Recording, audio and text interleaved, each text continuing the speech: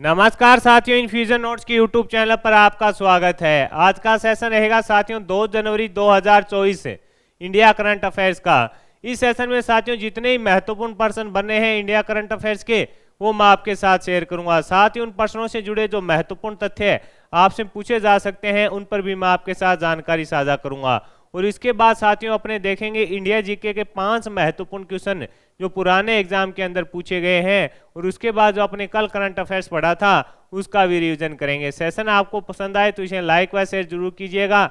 Infusion notes के YouTube channel को like व सब्सक्राइब कीजिएगा और अपने दोस्तों में भी इसे जरूर शेयर कीजिएगा। वीडियो के डिस्क्रिप्शन में साथियों पीडीएफ का लिंक होगा, वहां से आप आसानी से पीडीएफ डाउनलोड कर पाएंगे।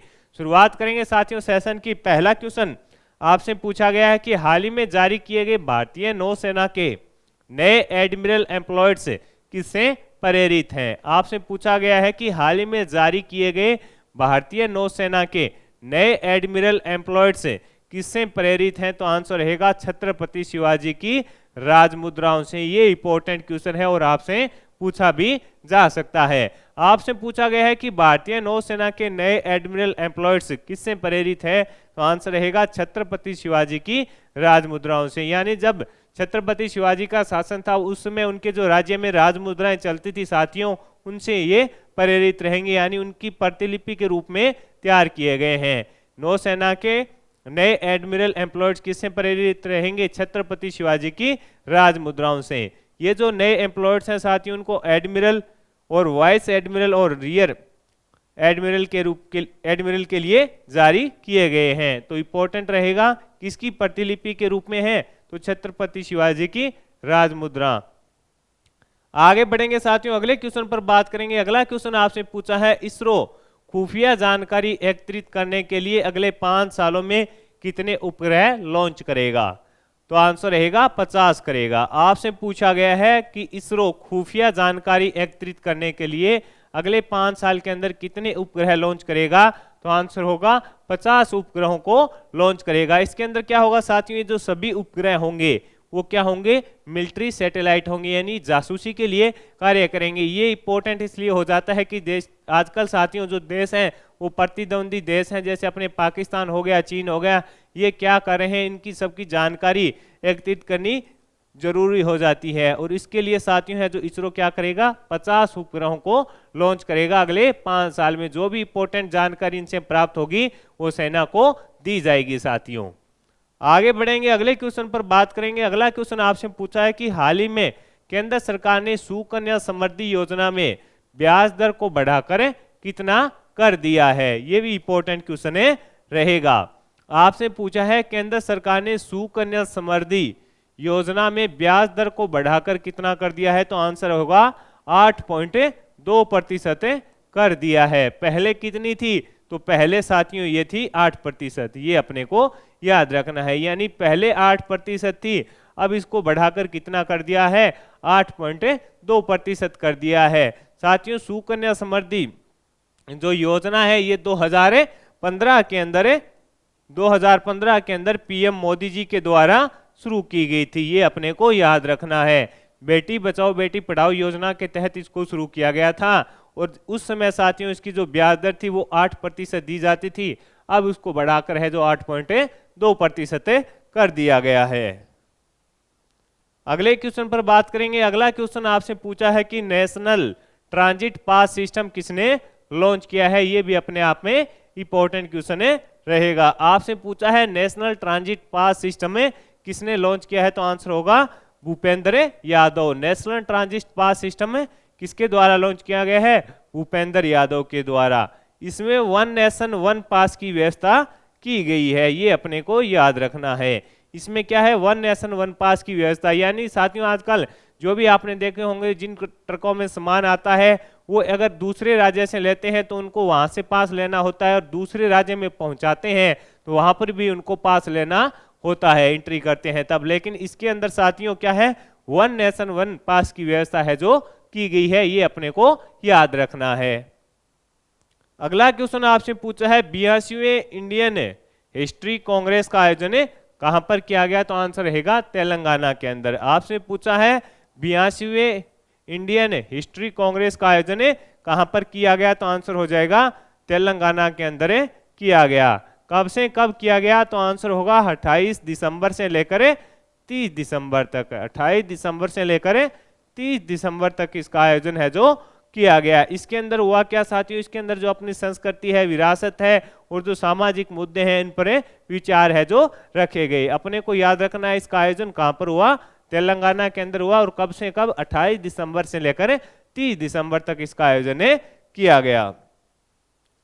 अगला क्वेश्चन आपसे पूछा है कि विश्व में दूसरा सबसे बड़ा इस्पात उत्पादक देश कौन सा बना है? आपसे पूछा गया है विश्व के अंदर दूसरा सबसे बड़ा इस्पात उत्पादक देश कौन सा बना है? तो आंसर हो जाएगा भारत बना है।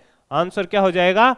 भारत बना है। भारत साथियों अप्रैल से लेकर नवंबर तक 89.71 मिलियन टन का उत्पादन किया है। अप्रैल से लेकर नवंबर तक 89.71 मिलियन टन का उत्पादन किया है। इसके अलावा जो वृद्धि दर है वो 14.3% है जो दर्ज की गई है। कितनी दर्ज की गई है? 14.3% वृद्धि दर दर्ज की गई है। और पहले स्थान पर साथियों चीन बना हुआ है, ये भी अपने को याद रखना है। प्रथम स्थान पर कौन बना हुआ है? चीन प्रथम स्थान पर बना हुआ है।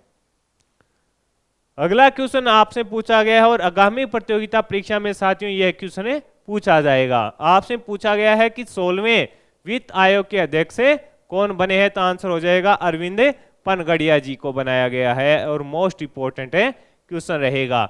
आपसे पूछा है 16वें वित्त आयोग के अध्यक्ष कौन बने हैं? अरविंद पनगड़िया जी बने हैं। यह नीति आयोग के पूर्व उपाध्यक्ष भी रह चुके हैं। ये नीति आयोग के पूर्व उपाध्यक्ष भी रह चुके हैं। इसके अलावा साथियों सचिव कौन बने हैं? ऋतिक रंजन पांडे बने हैं। ये भी मोस्ट है, सचिव के बारे में पूछा जा सकता है। कौन बने हैं? ऋतिक रंजन पांडे बने हैं। आगे बढ़ेंगे, अगले क्वेश्चन पर बात करेंगे। अगला क्वेश्चन आपसे पूछा है पीएम मोदी BAPS हिंदू मंदिर का उद्घाटन कहां करेंगे? तो आंसर होगा अबू धाबी के अंदर। पीएम मोदी BAPS हिंदू मंदिर का उद्घाटन कहां पर करेंगे? अबू धाबी के अंदर करेंगे। कब करेंगे साथियों? 14 फरवरी 2024 को। 14 फरवरी 2024 को करेंगे। तो अब बात आई है साथियों BAPS क्या है? ये एक संस्था है साथियों जो मंदिरों का निर्माण करती है। अब यहाँ पर अबू धाबी के अंदर हिंदू मंदिर बनाया गया है। इसके लिए पीएम मोदी जी को इनवाइट किया गया है कि आप आइए और इसका उद्घाटन कीजिए। कब करेंगे? 14 फरवरी 2024 को।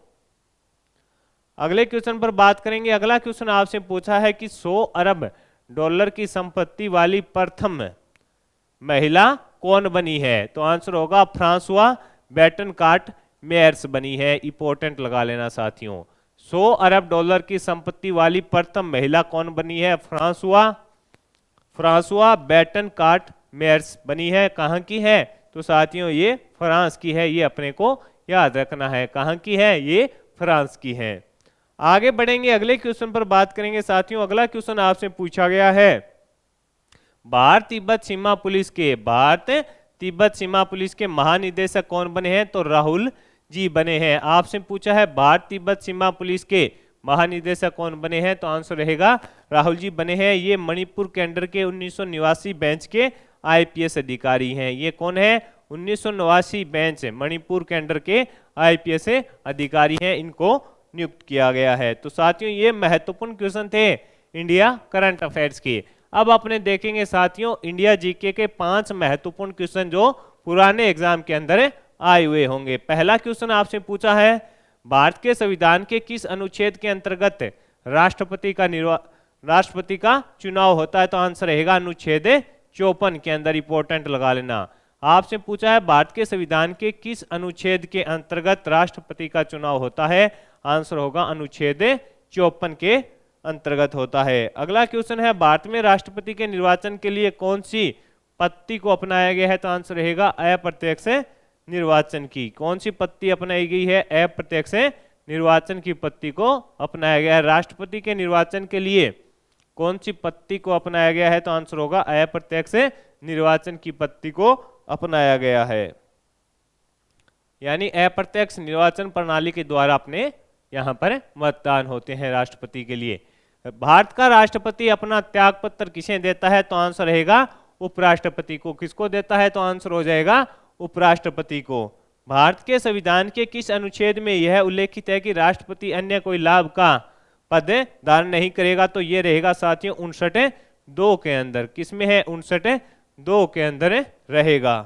अगला क्वेश्चन आपसे पूछा है राष्ट्रपति को पदभार की शपथ किसके द्वारा दिलाई जाती है? तो आंसर रहेगा मुख्य न्यायाधीश के द्वारा दिलाई जाती है। तो साथियों ये अपने देख लिए इंडिया जीके के 5 महत्वपूर्ण क्वेश्चन जो पुराने एग्जाम के अंदर आए हुए थे।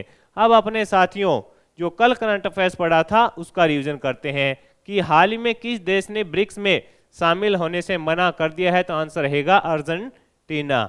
भारत की पेट्रो राजधानी कौन सी बनी है? तो आंसर रहेगा गुजरात बनी है। केंद्रीय रिजर्व पुलिस बल के महानिदेशक कौन बने हैं? अनीश दयाल सिंह बने हैं। उपराष्ट्रपति जगदीप धनखड़ को किस विश्वविद्यालय के पदेन चांसलर के रूप में नियुक्त किया गया है? पांडिचेरी विश्वविद्यालय के चांसलर के रूप में। भारत सरकार, असम सरकार और किस संगठन के बीच हाल ही में समझौता हुआ है? तो आंसर रहेगा United liberation front of Assam के बीच समझौता हुआ है। हाल ही में भारत के प्रथम पनडुब्बी पर्यटन का अनावरण कहाँ किया गया है? आंसर रहेगा गुजरात के अंदर किया गया है। कार्बी युवा महोत्सव का आयोजन किस राज्य में किया गया? तो आंसर हो जाएगा असम में किया गया। जनता दल जेडीयू पार्टी के नए राष्ट्रीय अध्यक्ष कौन बने हैं? तो आंसर हो जाएगा नीतीश कुमार बने हैं। हाल में किस राज्य के मुख्यमंत्री ने अभय हस्तम कार्यक्रम को लॉन्च किया? तो आंसर हो जाएगा तेलंगाना के मुख्यमंत्री के द्वारा। हाल ही में मछलियों में फॉर्मेलिन का पता लगाने के लिए धात्विक ऑक्साइड RGO सेंसर किसने विकसित किया? तो आंसर हो जाएगा गुवाहाटी विश्वविद्यालय ने। तो साथियों इस सेशन में मैंने आपके साथ India current affairs, India GK और जो कल अपने करंट अफेयर्स पढ़ा था उसका रिवीजन करवा दिया। सेशन पसंद आया है तो इसे लाइक व शेयर जरूर कीजिएगा। इनफ्यूजन नोट्स की यूट्यूब चैनल को लाइक व सब्सक्राइब कीजिएगा और अपने दोस्तों में भी इसे जरूर शेयर कीजिएगा। धन्यवाद साथियों।